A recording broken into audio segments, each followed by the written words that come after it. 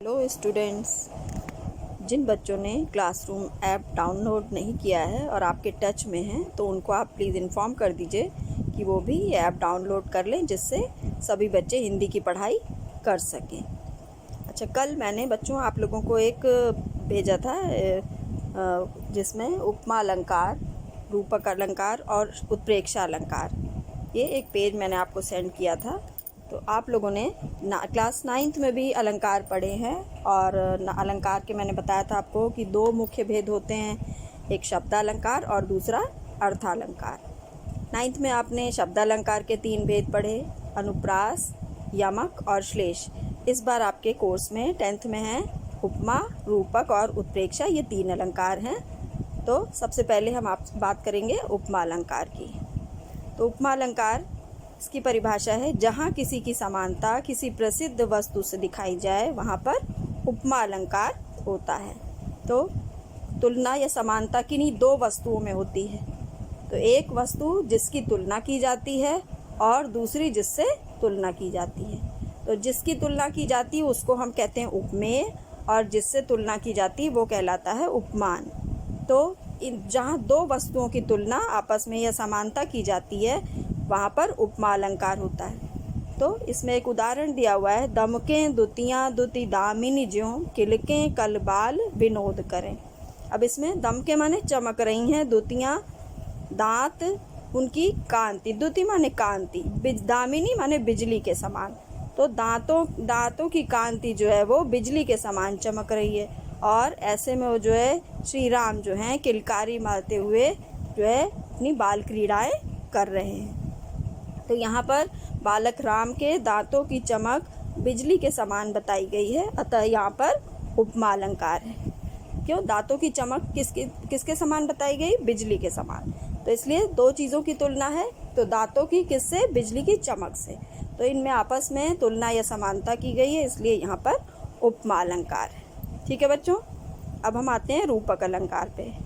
तो रूपक अलंकार की परिभाषा है, जहाँ उपमेय में उपमान का आरोप करके दोनों में अभेद कर दिया जाए वहाँ रूपक अलंकार होता है। उपमेय, जैसा कि मैंने आपको बताया, उपमेय जिसकी तुलना की जाती है और उपमान जिससे तुलना की जाती है। तो जहाँ पर उपमेय में उपमान का आरोप करके दोनों में अभेद माने कोई भेद, कोई अंतर न रखा जाए, वहाँ रूपक अलंकार होता है। मतलब दोनों जहाँ जिन 2 वस्तुओं की तुलना की जा रही उनको एक समान जहाँ पे मान लिया जाए वहाँ रूपक अलंकार होता है। उदाहरण है इसमें, चरण कमल बंदो हरि राई।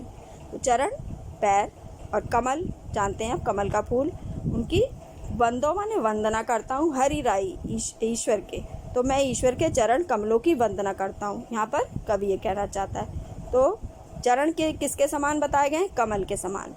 तो यहाँ चरण और कमल में दोनों में कोई भेद, कोई अंतर नहीं रखा गया, दोनों को एक समान मान लिया गया है। इस कारण से यहाँ पर रूपक अलंकार है। तो यहाँ ईश्वर के चरण और कमल में अभेद कर दिया गया है, जैसा कि स्पष्टीकरण में भी दिया है, इसलिए यहाँ पर रूपक अलंकार है। Is it clear? चलिए अब बात करते हैं उत्प्रेक्षा अलंकार की, जहाँ उपमेय में उपमान की संभावना की जाए, अर्थात जिसकी तुलना की जा रही है और जिससे तुलना की जा रही है। मतलब जिसकी तुलना की जा रही है उसमें जिससे तुलना की जा रही उसकी संभावना कर ली जाए, मतलब उसको वैसा ही मान लिया जाए। जिसकी तुलना की जा रही है उसको जिससे तुलना की जा रही उसके समान ही मान लिया जाए, वहाँ पर उत्प्रेक्षा अलंकार होता है। और इसके वाचक शब्द भी होते हैं, मनु मानो, जनु जानो या मनहु जनहु आदि जो है ये उत्प्रेक्षा के वाचक शब्द होते हैं, जिनसे कि हम इनको पहचान सकते हैं कि यहाँ पर उत्प्रेक्षा अलंकार। अब इसमें उदाहरण आप देखिए, उस काल मारे क्रोध के तन कांपने उसका लगा, मानो हवा के वेग से सोता हुआ सागर जगा। क्या मतलब है इसका? उस काल, उस समय क्रोध के कारण जो है उसका शरीर कांपने लगा और ऐसा प्रतीत हो रहा था मानो हवा के वेग से, हवा की तेजी से सोता हुआ सागर जो है वो जाग पड़ा हो, हिलने लगा हो, हिलोरे ले रहा हो। तो यहाँ पर क्रोध में किसकी संभावना की गई? हवा के वेग की। हवा की तेजी की संभावना किस में की गई? क्रोध में। और तन माने शरीर में किसकी संभावना की गई? सागर की। तो क्रोध को किसके समान मान लिया गया? हवा के वेग के समान, और शरीर को या तन को मान लिया गया है सागर के समान। तो इस तरह से यहाँ पर क्रोध में हवा के वेग की और तन में सागर की संभावना की गई है, इस कारण से यहाँ पर उत्प्रेक्षा अलंकार है। तो बच्चों, ये अलंकार आपको समझ में आए?